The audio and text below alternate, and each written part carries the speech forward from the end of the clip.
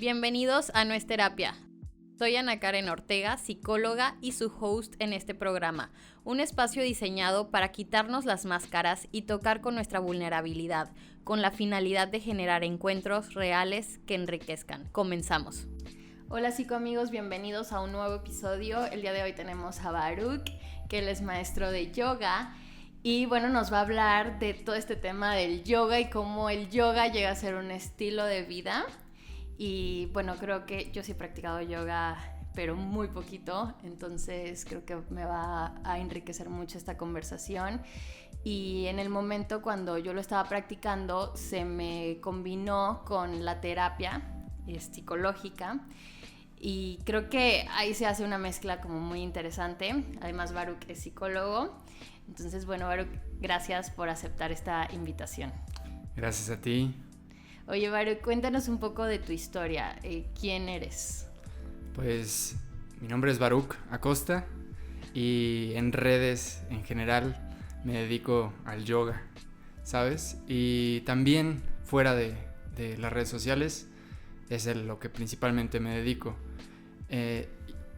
Tengo una carrera de ingeniería geológica, pero nunca ejercí. En realidad, como que cuando estaba terminando la carrera, surgió esta necesidad de qué hago, ¿no? ¿Que me dedico al yoga de lleno o lo combino con la carrera, con un trabajo que va a dar un ingreso estable, ¿no? Pues al final decidí apostar por el yoga, darme la oportunidad ahí y afortunadamente ha funcionado muy bien. Ahorita estoy en el mejor punto de mi vida en cuanto a eso, a mis ingresos y el trabajo que tengo. Estoy muy satisfecho con lo que hago. Y finalmente, pues, dentro de la oportunidad que tuve gracias al tiempo que me daba el yoga, estudié psicología y acabo de terminar la carrera. Apenas estoy viendo dónde estudiar la maestría para dedicarme a psicoterapia. También me gusta bastante. Qué interesante. Oye, ¿y cómo fue que, o sea, ya practicabas el yoga cuando estabas en la ingeniería? Uh-huh. ¿Y cómo fue que te metiste a esta vida? Bueno, pues es que en el 2013 fue cuando empezó la carrera, ¿no? Okay. Y pues haz de cuenta que empecé en ese momento también a practicar yoga. Uh-huh. Pero fue más porque mi papá le sirvió mucho. Él empezó como unos 6 meses antes que yo a practicar. Y me daba mucha insistencia en que fuera a practicar. Y yo pues iba al gimnasio. Yo decía, no, pues es que yoga es un deporte muy girly, ¿no? Muy femenino, muy fácil. Hasta que al final me animé y pues terminé muy cansado. Como que realmente me superó en cuanto a lo que me proponía. Y me llamó mucho la atención, principalmente al final. Hay una parte, unos minutos que se da como para no moverte, la posición de Shavasana, le llaman, que el objetivo es no hacer nada. Y en ese momento, hoy en día sé que le llaman la mente del mono, pero estaba mi mente brincando de un lado a otro, realmente no sabía qué estaba pasando. Tenía como que cierta necesidad de estar moviendo las manos, esa ansiedad, ¿no? No me sentía cómodo, pero quería investigar acerca de qué estaba pasando. Entonces llamó mucho mi atención y empecé a practicar yoga. Solo que en los estudios que había disponibles en ese momento no me gustaba tanto, no me retaba tanto. Hoy en día sé que lo que era fue porque iban mucho más alumnos de la tercera edad. Y para mí era muy monótono en esa edad, ¿no? Tenía 18, 19 años. Y al final empecé a buscar en YouTube. Ahí fue donde empecé a buscar contenido. Había contenido en español, pero pues no me llamaba mucho la atención. Aparte era poco lo que había. Y era de extranjeros, la Elena Malova y Xuan Lan, que no hablan tan bien el español. No sé, como que no conectaba. Y me fui a buscar contenido en inglés. Y ahí hay muchísimo contenido. De todo lo que quieras buscar, ahí lo vas a encontrar. Y ahí fue donde me empecé a meter de lleno con Yoga with Adriene y Ya With Team también fueron como mis primeros maestros, digamos, que empecé a seguir arduamente y así estuve como 2 años metido en YouTube, ¿no? Ya de repente ya ni iba al gimnasio porque quería practicar yoga, ¿no? Me llamó mucho la atención eso de primeramente pararme de manos o de cabeza o los balances sobre brazos, la postura del cuervo. Y pues terminé pues como que mi papá vio que me llamaba mucho la atención y en una de esas me dijo, oye, ¿no te gustaría certificarte? Y yo pues no lo había pensado, ¿no? Yo estaba como que haciéndolo porque me daba algo positivo, como inconscientemente. Y entonces, pues sí, me llamó la atención y me certifiqué con él, de hecho, ahí juntos nos certificamos. Y pues ahora los dos somos maestros. Yo me fui por otro camino en cuanto dentro del mismo yoga. Yo me decidí certificar con otros maestros ya después. Él se quedó con los mismos con los que empezamos. Y pues ahora él da sus clases ya jubilado. Y yo pues doy mis clases pues ya pues en los estudios pues que sí se dedican al yoga. Mi papá lo hace más como por amor al arte y yo pues trato de combinarlo porque también pues vivo de esto, ¿no? Y pues combinarlo un poco entre el altruismo por un lado y por otro lado pues cómo gano, ¿no? De esto. Se me hizo muy interesante la parte donde dices que lo pruebas por esta insistencia de tu papá y llegas a ese punto donde dices no estoy haciendo nada y no puedo quedarme sin hacer nada, o sea, como que tengo que moverme, y este fenómeno de la mente del mono que me gustaría que explicaras. Sí, bueno, pues la mayoría de nosotros pues en nuestro sistema educativo que tenemos no nos enseñan realmente como que la introspección, ¿no? Darnos tiempo para la introspección, para quedarnos callados sin hacer nada, para darnos un descanso. Y entonces, pues imagínate, desde niños hasta la edad en la que empiezas te encuentras con un tipo de prácticas como esta, tu mente estaba de un lado para otro, ¿no? Todo el tiempo haciendo. Como pues un caballo o un mono, ¿no? Tal cual, salvaje. Y pues es empezar a domarlo, tal cual, ¿no? Porque de eso se trata un poquito esta práctica, este momento de la práctica, que pues también se puede ver como con la meditación, ¿no? Que es una parte del yoga. Okay. ¿Cómo empiezas a cultivar este silencio interior? Porque si bien justo, o sea, de acuerdo a la educación que traemos, hasta llega a ser mal visto como que te quedes sin hacer nada, ¿no? Se llega a ver como estás perdiendo el tiempo. Y creo que es algo clave para la salud mental aprender a conectar contigo. Claro, sí, como que antes era un tabú, ¿no? Creo que es más de nuestra generación que empezó a enfocarse en este tipo de cosas. Sí. Y a darle más prioridad.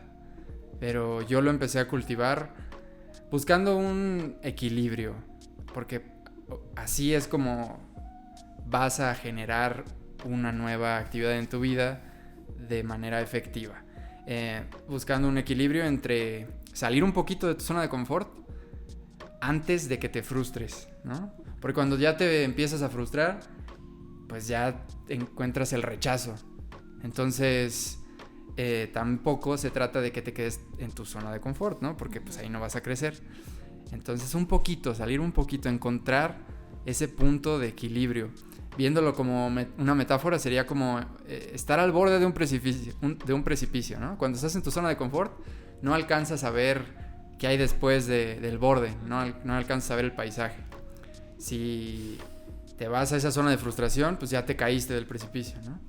Y el punto, esa zona en la que creces, es estar al borde del precipicio, que puedas ver el paisaje, pero también estés en un lugar seguro, ¿no? No te vas a caer.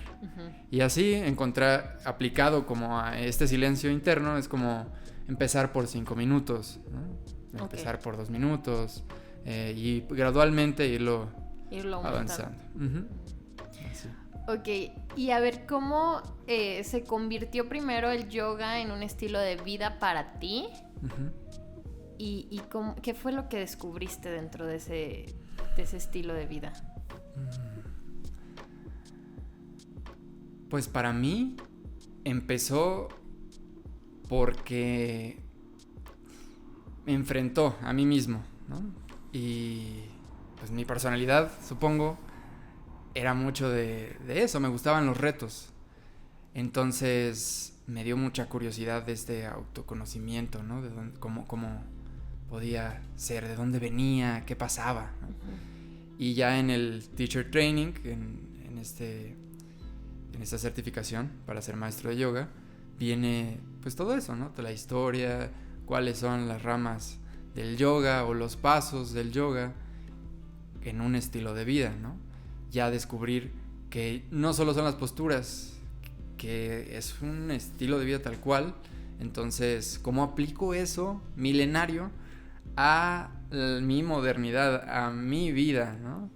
Entonces, empecé a tratar de compartirlo. Dicen por ahí que realmente no sabes algo hasta que lo tratas de enseñar, ¿no? Sí. Entonces, cuando intenté pues compartirlo ya como maestro, planear un poquito mis clases y todo eso, y aparte viendo cómo me gustaban las clases en YouTube, era como que mandar ese mensaje que se puede aplicar a la modernidad, como por ejemplo la compasión, ¿no?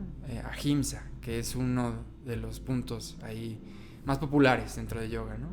Entonces este principio, ¿cómo lo aplico? Pues en el metro, ¿no? O cuando voy en el tráfico.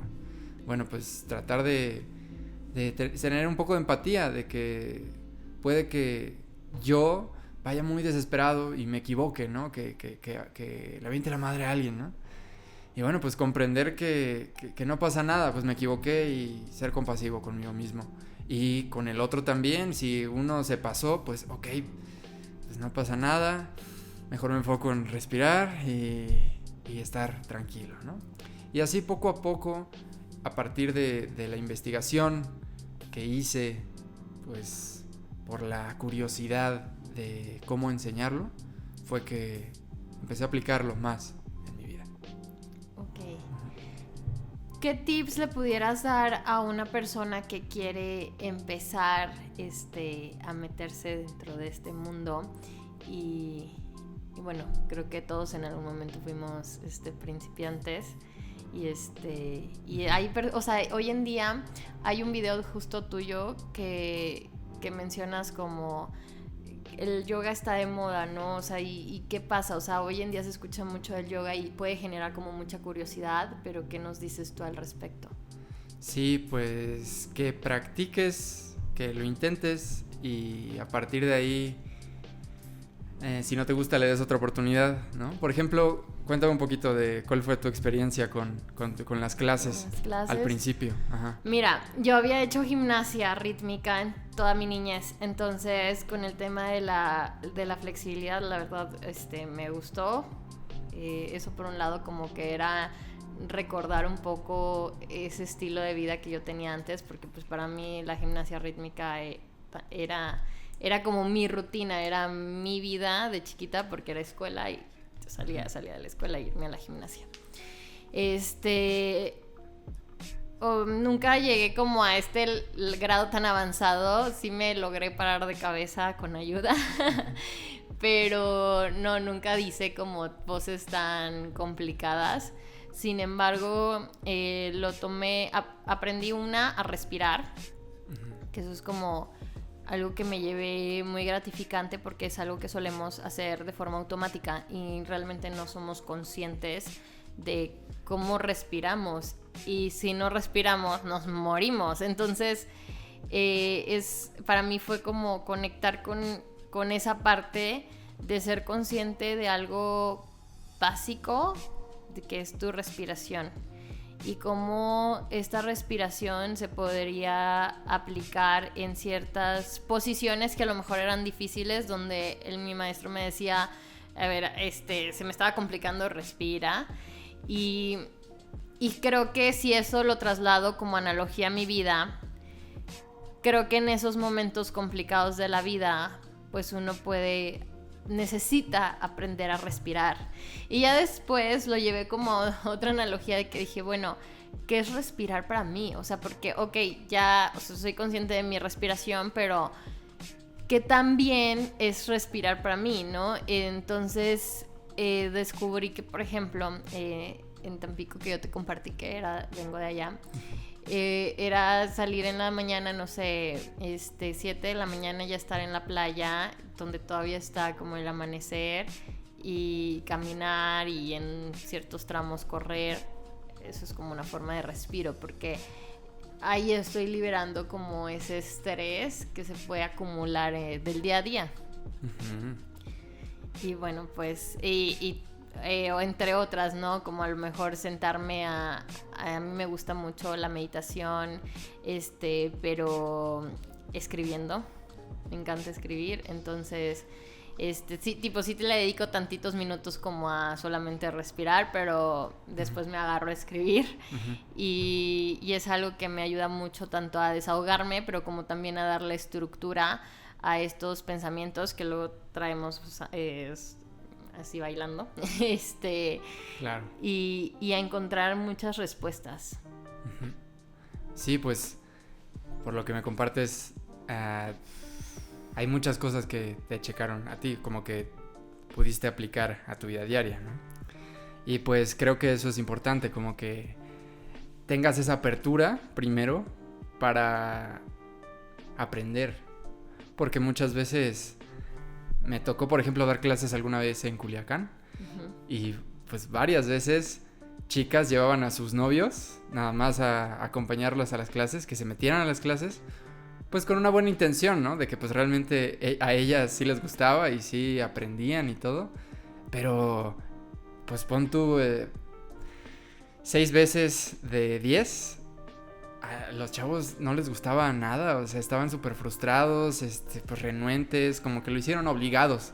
Entonces, si lo haces obligado, creo que no va a funcionar. Para empezar. Entonces, primero, como el primer tip sería que sea voluntario, que tengas ese llamado, ¿no? Pues como que me llama la atención esto, mi cuerpo, voy a conectar de esta manera, o el doctor me lo dijo, o de alguna manera me llegó ese mensaje, ¿no? Porque también es el caso, muchos llegan pues por rehabilitación o lo que sea. Y a partir de ahí, pues empezar a ver qué te sirve, ¿no? ¿Qué te sirve y qué no? ¿Qué te está checando? ¿Qué no? Y pues cómo lo puedes aplicar en tu vida diaria. Como tú dijiste, al final estar en el tapete es como un laboratorio, ¿no? De la vida diaria. El que tú te enfrentes a posturas difíciles es un reflejo de cómo te enfrentas a las situaciones difíciles de la vida, ¿no? Y siento que es preferible que lo hagas en un lugar controlado, voluntariamente, a que de repente en la vida lleguen esas situaciones difíciles, porque tampoco está bien compartir el mensaje de que porque vayas a psicoterapia o porque hagas yoga o una práctica similar que te dé autoconocimiento, ya no te van a pasar cosas difíciles, ya no te vas a enfrentar a situaciones difíciles, ya no van a pasarte desgracias, ¿no? Es absurdo pensar así, es infantil incluso pensar que porque conoces las herramientas no vas a sufrir, ¿no? Al final creo que es una preparación porque lo vas a vivir. Vas a vivir la muerte de tus papás, si bien te va, vas a vivir la muerte pues probablemente de algún amigo o amiga, si bien te va, si no te mueres tú antes, ¿no? Y pues es cómo lo vas a vivir, ¿no? Cómo vas a enfrentarte a ese tipo de situaciones que ya son un poco más fuertes, ¿no? Pero es lo mismo para situaciones un poquito más leves, cotidianas, ¿no? También como, ¿qué pasa cuando no tienes el ingrediente que querías para lo que querías cocinar en el refri, ¿no? ¿Qué pasa cuando te equivocaste en una bobada? ¿Te insultas? ¿O qué es lo que muchos hacemos? ¿Cómo es tu diálogo interno, ¿no? Y que empieces a ser más compasivo.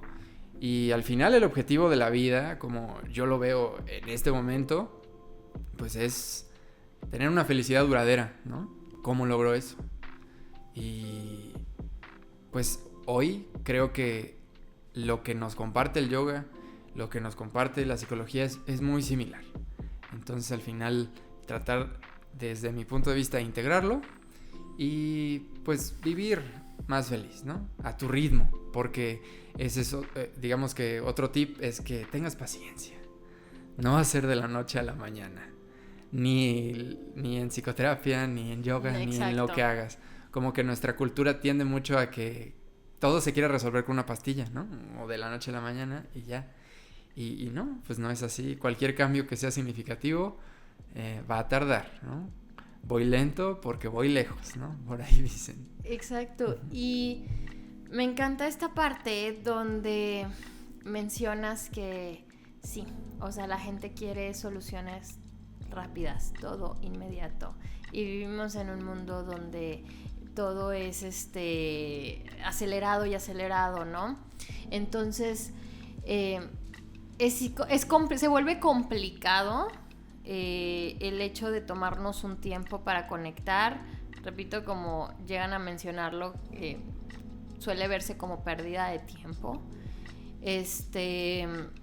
Y también como que algo que he encontrado mucho en terapia es que les da miedo. O sea, justo creo que fue algo que detonó en la pandemia, que muchos se quedaron solos y no tuvieron de otra más que escucharse y les causó un shock, ¿no?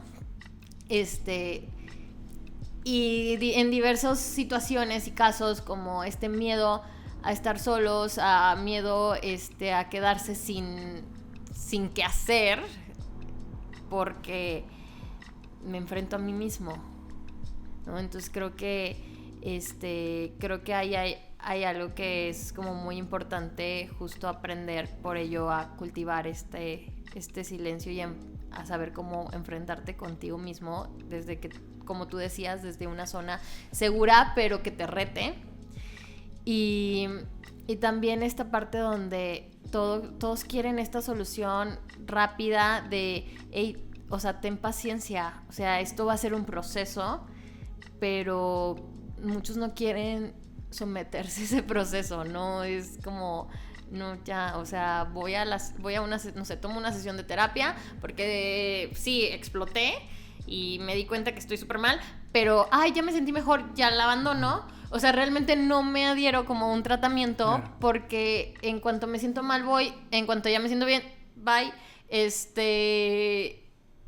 Y algo que a mí me hizo mucho clic para mí en mi proceso fue crear un estilo de vida de salud mental. Uh-huh. O sea, con ciertos hábitos que me llevaran a mí a estar bien.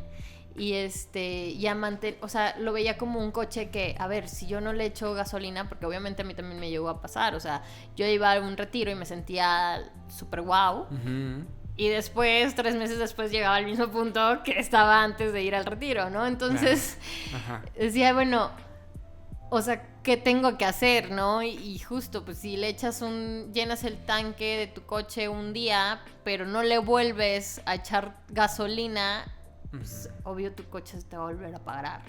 Claro, pues es que al final así es si quieres hacer un cambio significativo en tu vida, tienes que cambiar tu rutina diaria o la manera en la que ves la vida. O al final, como que todo depende del espectador, ¿no? Todo depende de quién ve. Uh-huh. La misma situación puede ser muy diferente para claro, ti o para mí. Puede ser interpretada distinto. Sí, ajá. Ahorita, por ejemplo, yo acabo de vivir la pérdida de mi hermano menor, ¿no? De ahí te había compartido. Y es difícil, por supuesto, para todos, pero creo que gracias a las herramientas que tengo, puedo no dejarme caer en una depresión, ¿no? Y realmente uh-huh, permitirme sentir cuando ocurre, tampoco como forzarlo, ¿no? Y a diferencia de muchos familiares que ni siquiera convivían tanto con él o lo que sea, y puede ser fuertísimo, ¿no? Así, cañón.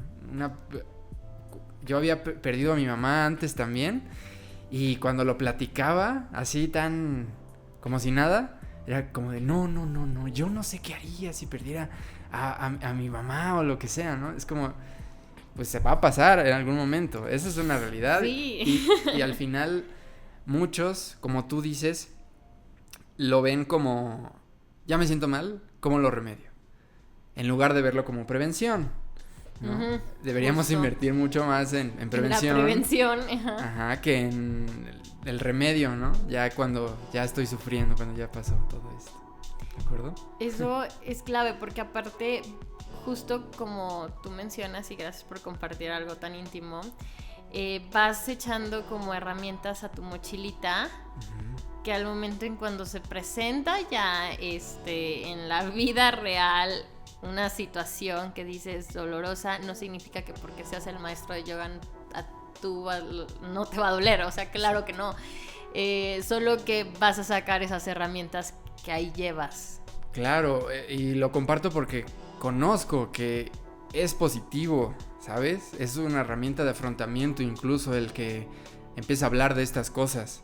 Porque si te lo guardas tanto, o sea, si no eres tan abierto con esto, es porque realmente te afecta, ¿no? Porque es muy difícil hablar de esto, ¿no? Entonces, mientras más común o más sencillo se vuelve a hablarlo, también se vuelve más sencillo para ti. Y al final, otra vez, como que ya dije 1000 veces al final, pero bueno, es importante tener las herramientas para enfrentarte a la vida. Y en este mes de noviembre que está la muerte tan presente también, pues reacomodar tus prioridades, ¿qué disfrutas en la vida, ¿no? Y es que algo que a mí me causa como, ¿qué puedo decir? Me gusta, la verdad, es que la muerte nos enseña a vivir. Uh-huh. En lo personal así lo tomo.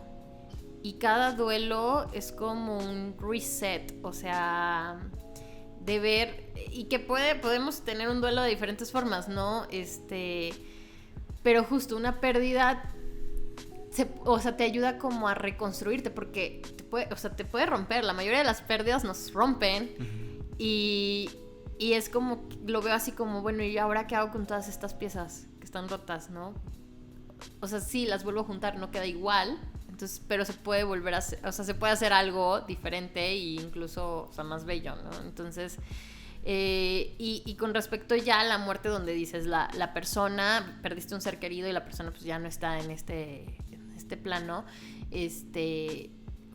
lo veo también como justo, a ver, como tú dices, a ver, revisa tus prioridades, porque muchas veces andamos por la vida caminando como si fuéramos eternos, y enganchándonos con 1000 tonterías y rencores y etcétera, etcétera, que solamente nos drenan, y dices, estás descuidando muchas cosas. Te estás descuidando a personas que quizás sí quieren estar contigo. Estás, desperdiciando momentos valiosos, ¿no? Pues claro, o sea, al final, como te decía, todo el objetivo de la vida es ser feliz. Bueno, uh-huh, que seas feliz, que la disfrutes. Sí. Entonces, muchas veces nos la pasamos preocupados y estresados por tonterías, al fin y al cabo, ¿no? Y somos muy débiles a veces mentalmente también, de que nos haga sufrir que no haya pan en el restaurante al que vamos, ¿no? O que el mesero se le olvidó la orden. Como que pues aliviánate un poquito más. Y volviendo a lo del yoga como estilo de vida, creo que pues quien nos escuche, si nunca lo ha practicado, puede dejarle esa tarea de cómo integrar esta parte tan antigua de las enseñanzas del yoga a la vida diaria, al maestro, idealmente que quiera. Y si tienen ese llamado, esa curiosidad, pues investigarlo por su cuenta también. Hay muchos libros por ahí. Y ¿cómo lo aplico a mi vida diaria? ¿Cómo empiezo a cambiar un poquito mi visión esta idea que marca el yoga es mucho como el conocimiento es como una lamparita, ¿no? El autoconocimiento es como una lamparita. Entonces, no me refiero a que sepas de física nuclear o lo que sea, ¿no? Me refiero como al autoconocimiento, a cómo vivir la vida. Es como tener una lamparita en medio del bosque, ¿no? En medio de la oscuridad, el que te alumbres un poquito ahí el camino. Entonces, es muy valioso que dediques este tiempo como para el autoconocimiento constante. Creo que es un recordatorio para mí el practicar yoga de forma disciplinada, el tener el autoconocimiento como prioridad, ¿sabes? Para hacerme más feliz. Hoy en día no solo es el yoga donde me quedo, también y lo integro con la psicología. También ahora la psicología positiva tiene toda esta visión muy buena de integrar conocimientos, siento, como actuales, occidentales, con los antiguos, ¿no? Con los orientales, y a nosotros como personas modernas. Ajá. Como por ejemplo esta parte de la visión de las fortalezas que tenemos. De la visión de la psicología positiva tenemos 24 fortalezas. Una de esas, digamos que es la empatía. Pues hay manera en la que empatía sea negativa también, ¿sabes? Lo llaman como una fortaleza sobreusada o demasiado presente, que es cuando ya me afecta demasiado lo que estoy viendo en ti o en el mundo, ¿no? Que pues inicialmente es algo padre, me estoy preocupando por ti, me estoy preocupando por el mundo, por su bienestar, pero cuando ya me está afectando, pues ya se volvió algo negativo para mí. Entonces, una fortaleza tiene que estar también como moderada, y en la visión del yoga también lo marca. Hay un punto de esos principios éticos de la vida que debemos moderar las cosas para realmente tener un disfrute de ellas. Como todo, si te gustan las galletas, a mí me encantan las galletas, por ejemplo, si las como en exceso, me voy a hartar. Entonces, si me doy la pauta para comerlas de vez en cuando, está moderándome, está ese disfrute. Y ahí esa es una de las enseñanzas que puedo aplicar a mi vida diaria como persona. Qué cosa que no voy a encontrar en las escrituras de hace 1000 años, ¿no? Pues ahí está, ¿no? Bueno, muchísimas gracias por haberte dado el tiempo de compartirnos tanto tu testimonio y bueno, esto tan importante que es tu motivación y la importancia del autoconocimiento y del yoga como estilo de vida. Psicoamigos, espero hayan disfrutado mucho el episodio y pues como dijo Varu, si tienen la curiosidad vayan y practiquen, dense esa oportunidad así como pues tú te la diste y yo también. Varu, ¿cómo te encuentran en redes sociales? Me encuentran en todos lados como Yoga con Baruch, ahí en YouTube, en TikTok y demás, ¿no? Ok, perfecto. Nos vemos en el siguiente episodio. Síganme en mis redes sociales como @psicoanakaren y este programa que se llama No es Terapia. Nos vemos. Bye.